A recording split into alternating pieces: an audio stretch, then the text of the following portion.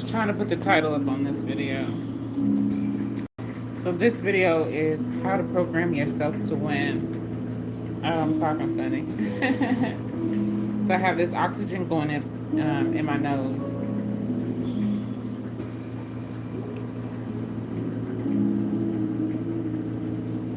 So this will be a part of what I'll be talking about on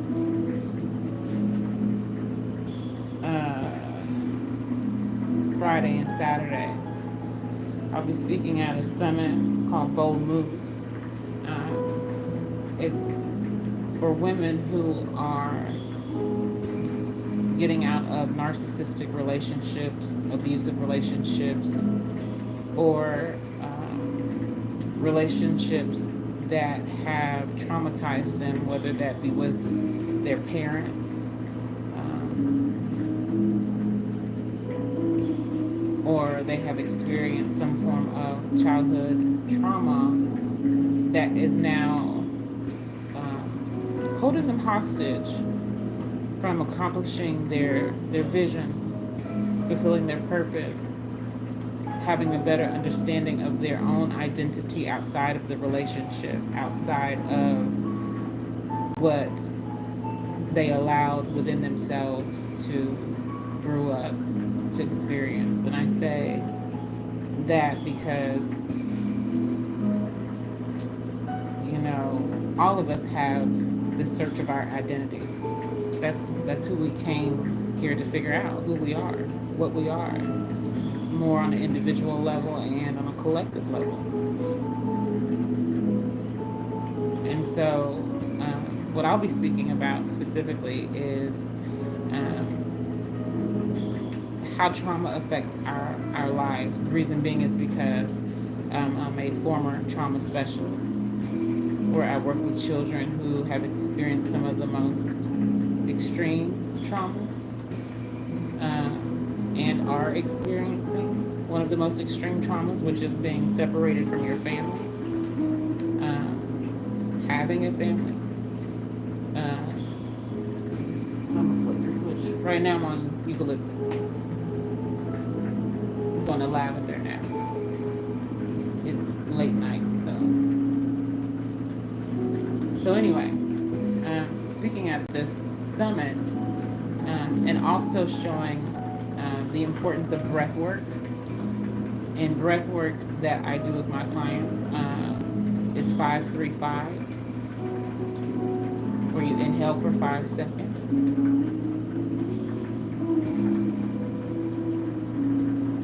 You hold for 3, and you exhale for 5.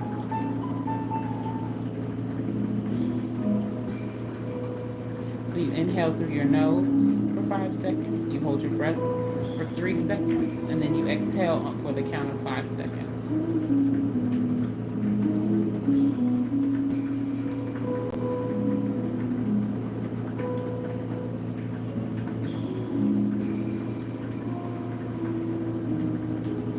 And we do that a series of rounds.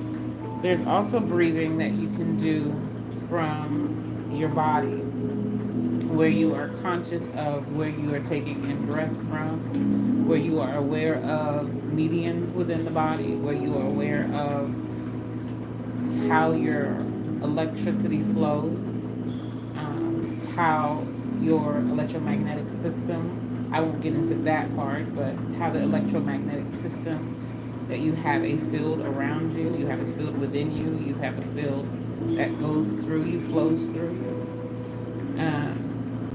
And with that being said, we have points within our body that stores trauma the most. Most for us is right here in our neck and our shoulders. For some others, it may be in their abdomen. For some others, it may be in their feet or their hands.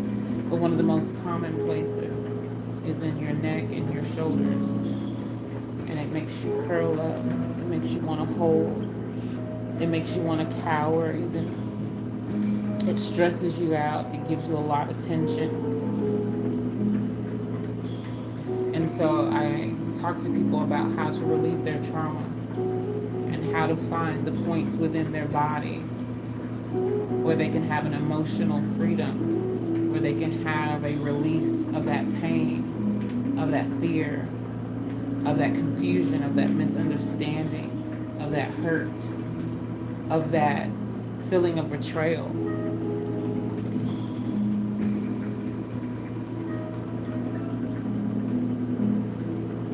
Because we store that energy. We store that. We store it in our minds. We store it in our bodies. We store it in our spirit. We store it in our families. We store it everywhere. And until we actually acknowledge it, give it sound, until we actually take a moment and accept that it is what it is, not just to be as a dismissive, but so that your body can say, okay, I can handle it. Let me process it. Let me charge it up. Let me release these areas that are now stressed out and hunched up and tight and tense. Today I saw a lady on TikTok. I wanted to share it, but I didn't want to share it because I didn't want to make a mockery of her experience. But she has all these, like, the most tightest muscles, and she has a neuromuscular issue now because of the trauma she stored in her body. I may go back and share it because I did follow her. But she was giving the story of her experience, which is where her tension, it comes from holding trauma for too long, and that she had PTSD so compounded that her body locked up. To think that the body can handle so much stress that it crashes out on itself, that it locks up. And so she contorts and she moves and she has all these postures. I'm going to share the video.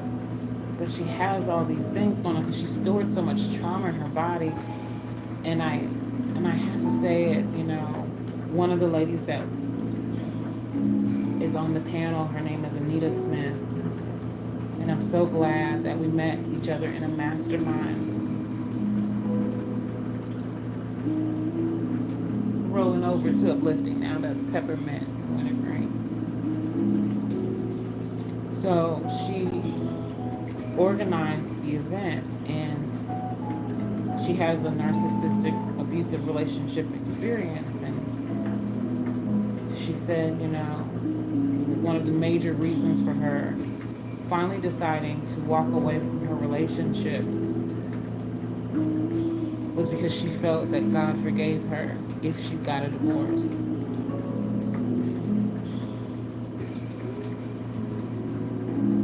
And I struggled when I got a divorce. However, what I learned is that you don't have to stay everywhere.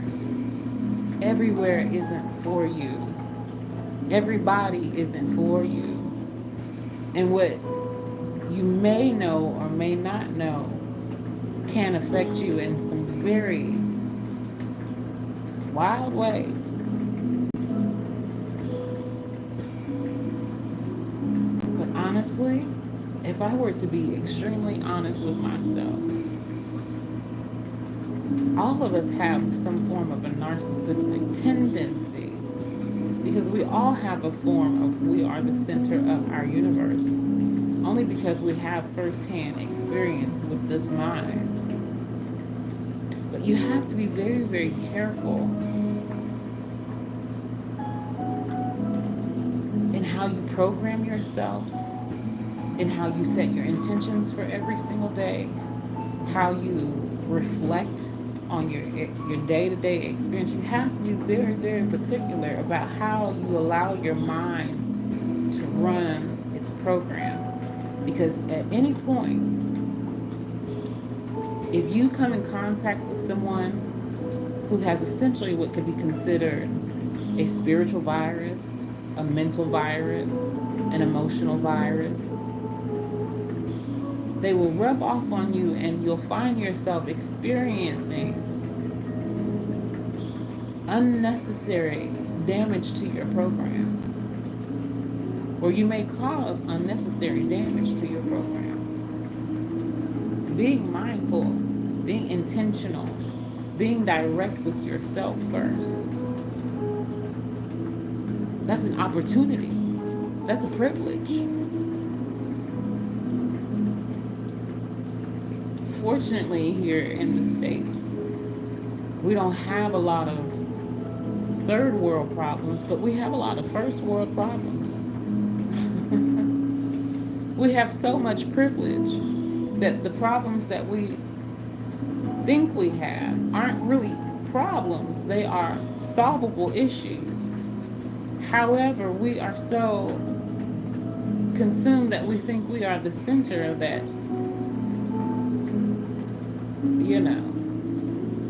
we abuse privileges.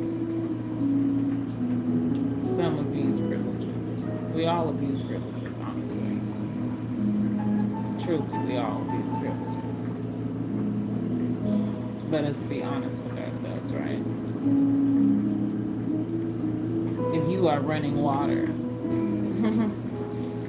and paying for it, you're abusing your privilege. If you have to get oxygen to relax or to calm down or to have your immune system boosted or to have better blood circulation, we all have a problem. And we all have abused the privilege because we stood by. We stood by and watched. We're standing by and watching. We're standing by and watching individuals attempt to run a collective, have abuse of privilege and power, and say, oops, it's a misunderstanding. Meanwhile, we also have individuals who some know by no name, and they're abusing their privileges. And we all stand by.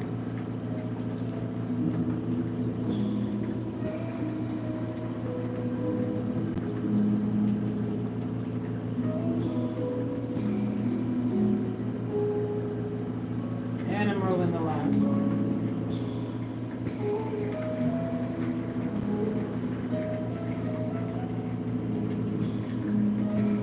I didn't know if I was going to talk about it or not. I'm just going to hit on it for about 2 seconds. The only way to truly program yourself and to do it successfully, you have to almost have a idiotic mind. And when I say idiotic, I don't mean it in a disrespectful way or in a way that is crass or rude or abrasive even. I mean it in a way that you have to be so idiotic to believe that you have a purpose. You have to be very idiotic intentionally to the point where if anyone were to say to you that your plan, your idea, your concept, your intentions, your project, your work, your passions are crazy, you have to be idiotic to believe that you can break the illusion.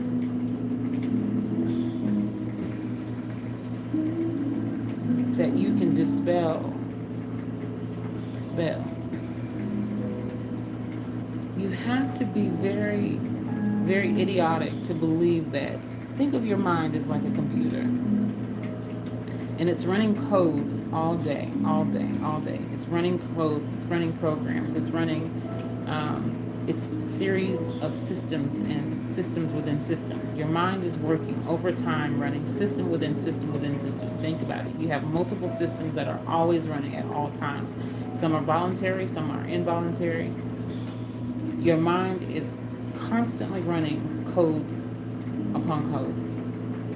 Upon whatever you see and you're taking in your environment.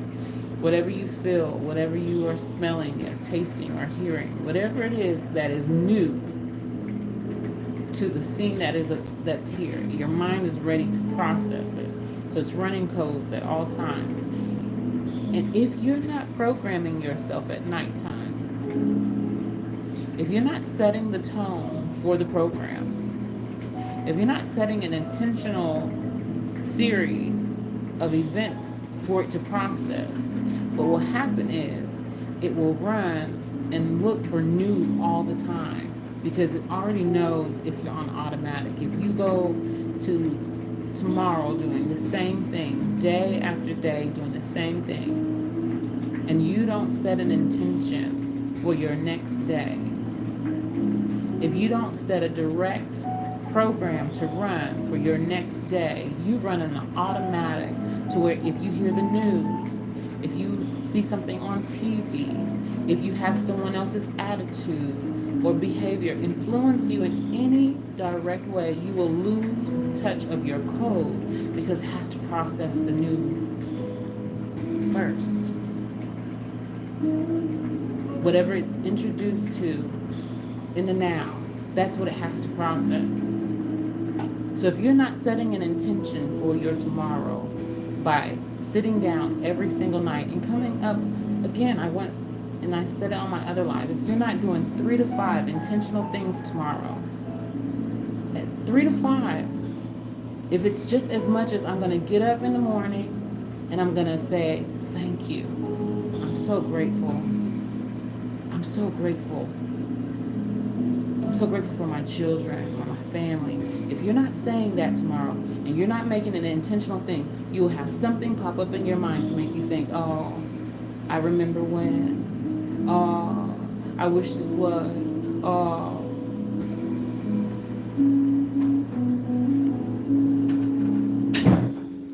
I'm just turning off the oxygen bottle. If you're not setting intention, if you're not purposeful about yourself, just about yourself, we're not talking about a coworker, we're not talking about a boss, we're not talking about your mother, we're not talking about your father, your friend, your cousin, we're not talking about nobody but within here. If you're not direct with yourself in what you intend to do, you will just go. That'll be the one, I do this all the time. I'm gonna get up at 5. And I'm going to go straight to the gym. I'm going to be at the gym by 5:30. I don't make it to the gym. I tell myself that every night, though. It's my 3 to 5. But I tell you what, I promise you, in a short period, my mind will be like, 5 o'clock, 5:30, we're in the gym, automatic, intentionally. Because that's the program. But what happens is the now catches you up. So my now would be, okay, I don't want to get out of bed. I'm too sleepy. I'm too tired. So the program goes, she's too sleepy. She's too tired. She's not going to get up. So we're going to move on to the next thing. The next thing is sleep, dream. But if you create intentions, like, okay, so when I get up and I don't want to get up and I'm too tired, I got to go to the bathroom, but I'm going to make my bed before I go to the bathroom. Because when I make the bed before I go to the bathroom, then I can't get back in the bed.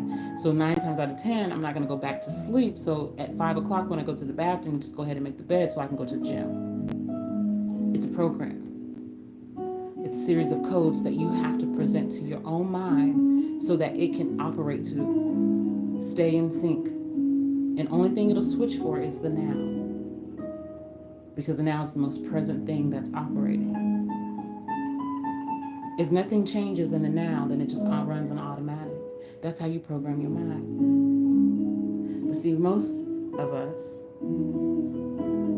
we've come up in a system of institutions and organizations where they helped us program our mind. So if it's not running on the program that's automatically running, we don't know what to do. We don't know what to do. So we go to work. We go to work. Or we go to school. Or we go into the institution that we've been programmed to go into. We go to church. We go to mosque. We go. One of the greatest things that you can do is still your mind by breathing, breath work, and knowing where to release the tension. Because that's your mind too. Your body is your mind. Your fingertips, that's a part of your mind. Your eyesight, that's part of your mind. When you inhale, exhale, it's a part of your mind. To sleep, it's a part of your mind. And it's how you program your mind, again, every single day. How you still it, how you breathe with it, how you speak, how you accept, how you transmit, how you empathize. That's all a part of the mind. And to program it, you must do it at nighttime. You must do it at nighttime. Even if in the event you do not wake up, you have to program your mind. And one of the greatest things that you can do is give thanks. Every night before bedtime, if you're not giving thanks, you're not giving thanks for what you've seen, what you've done, who you spoke to, who you might have impacted, who may have influenced you, your children, your mother, your father, your lover, your partner, your friends. If you're not giving thanks for the food that you ate, for the breath that you took, your mind isn't running on automatic anymore for gratitude. And gratitude is one of the most enlightening energy fields that you could ever have running through your body. Enlightened is when your systems are all aware, they're all in tune, they're all in alignment, they're all harmonizing, they're all radiating a beautiful harmony. So it's when you wake up in the morning, you say, oh, I feel good, this is a wonderful day. Because you programmed yourself for gratitude, which is one of the highest.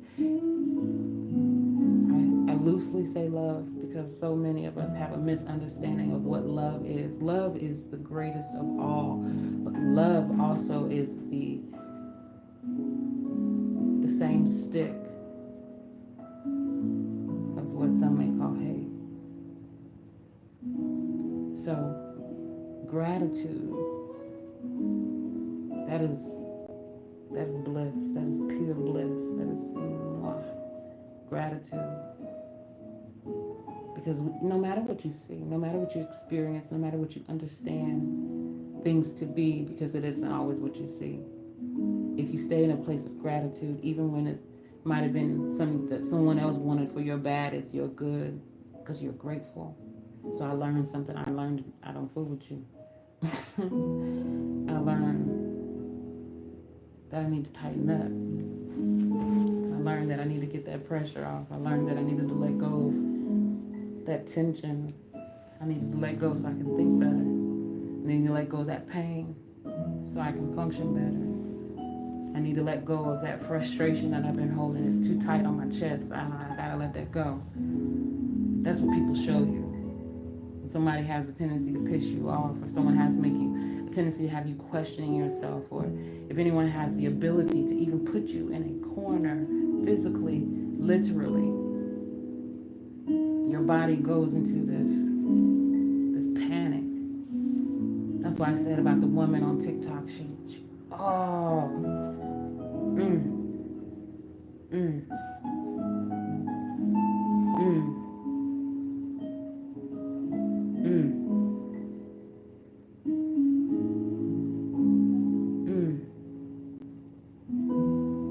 That's why I didn't want to show her on here, because you have to be able to consider to what level of trauma she had to really experience to get to that state. This is why I had difficulty continuing to work with children, because not that I don't work well with children, but to watch children come in who were completely abused.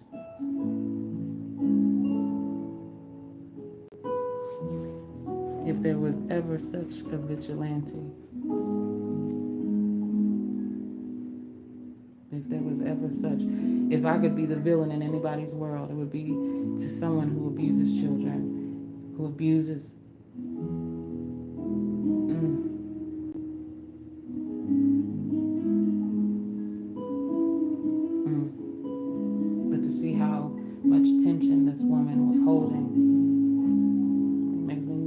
let go. But with that being said, the type of mind program that was running,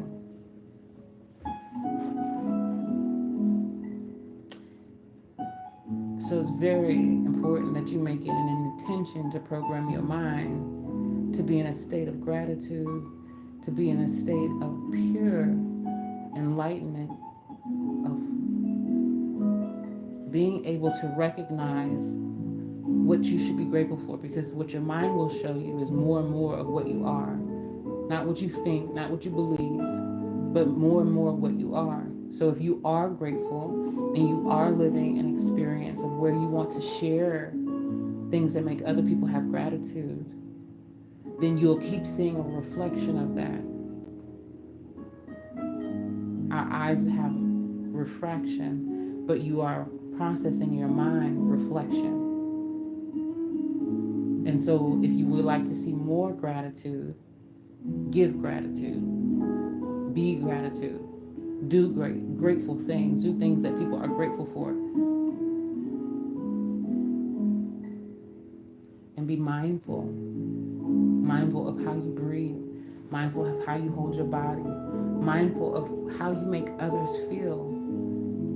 If you want to know the biggest reflection of how you feel inside, get around someone who reflects your body language. Remember, the mind processes reflection, refraction, retraction. It does all that, but in different ways. And you have to understand your codes enough, how you see, how you speak, how you hear. You got to be able to understand how you are a transmitter, how you send and receive signal. You got to be able to understand it enough, and you see it and you can process it by watching how others' body languages interact with yours. Because what you'll find out is your real attitude. What you'll find out is your real thermostat of what is your real energy level. People are happy to see you. Keep going. That's your program. But you do that by being grateful. I know one of my greatest lessons was when I went through this state of depression. And I went through depression because I was experiencing a level of pain from an injury. And this injury, I was in so much pain.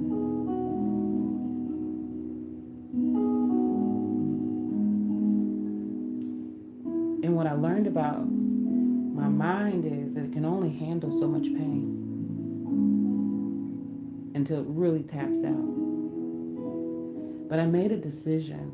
That's being intentional. I made a decision that I was going to experience this life pain-free.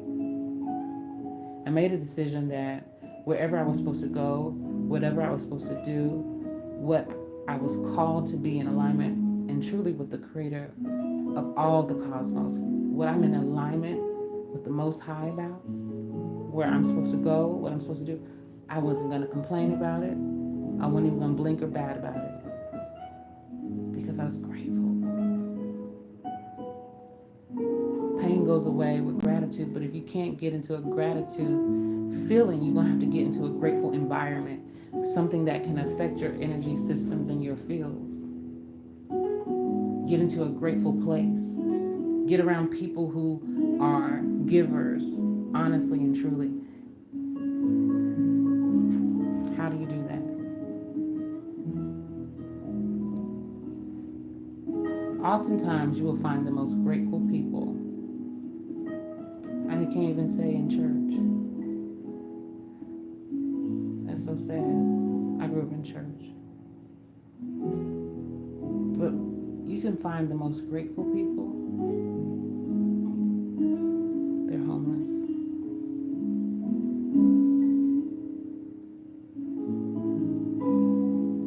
People who aren't asking for much. People who aren't seeking out attention. People who aren't, figuratively you can say begging, but they're just existing and they're grateful for that. They don't mind laying out on the sidewalk. They don't mind, and I'm not talking about people who are addicted at all, but I'm just talking about people who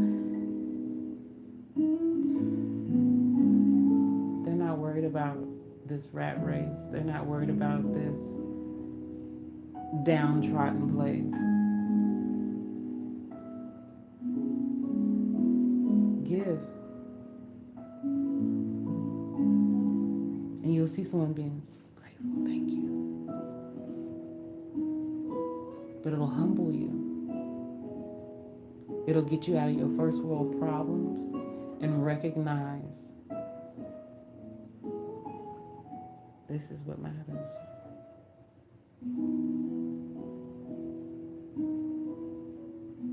I'm tired now. So I'm going to let this run back on my lives for YouTube. If you like this style, go ahead and hit the subscribe button. I will go live more often at night. I'll do the oxygen bar. We'll just sit down and chat. But truly, if you're ready to program your mind, I'm going to try to say it quick. If you're ready to program your mind and you want to have a life that is so amazing, the first thing that you're going to need to do is get back into how do you breathe and how do you release and relax in your body. You do that through meditation, you do that through reflection, you going into nature, you sitting down by water or an element, fire, water, be near earth, be near a mound, be near a mountain, be near something that makes your body recognize that it's vast out here, how expansive you really can be. And with that, if you can't go there physically, go there mentally. Breathe properly. After you do that for at least 20 minutes, 30 minutes, then you sit down and you have a journal and you write what you're most grateful for. What you've experienced in the day, what has happened to you that day, almost like a diary, but it's not. Because what you're going to do is then reflect on what are the things you want to be most grateful for the next day, maybe something that you want to do the next day, but you're doing things that are in direct awareness and reflection to what your intentions are and what your desires are for at least the next 12 months. You'll run a program that will be so intentional, so on point, even if it takes you 30 days to tap in and figure out how to really do that which you said that you wanted to do. Even if it takes about 30 days, your mind will begin to adjust itself so it can run the program. Your mind will begin to connect different scenarios, and you'll begin to see different synchronicities, and you'll begin to see different alignments and harmonies. You'll begin to see all those things come together automatically. That's why when people say, oh, that must have been a coincidence, there is no coincidence. It's your mind saying, that's your mind. And if you are in a traumatic situation or in a traumatic environment, or you are in a place where you are feeling so overloaded, this is the time for you to make a plan to get out of it. This is the time for you to reflect on where you need to let go of that tension in your body. This is your time to reflect on how you can get better alignment, how you can get a better signal, how you can get a better clarity on what it is that you need to do next, how to have a better awareness on how you show up, how to have a better system running, code running, program running.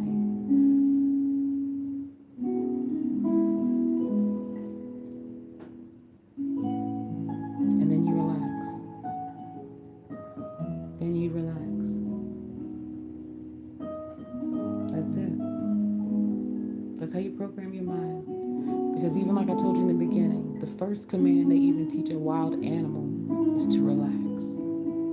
So if you're not programming your mind first to relax, that's why even when a baby is born and they take that first breath and it's painful and it's time for them to relax, It's the mother's smell, the mother's heartbeat, the mother's warmth that relaxes and calms. And then you breathe and you rest.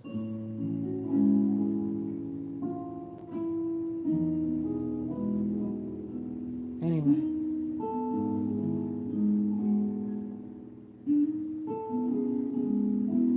so if I were to answer what is my belief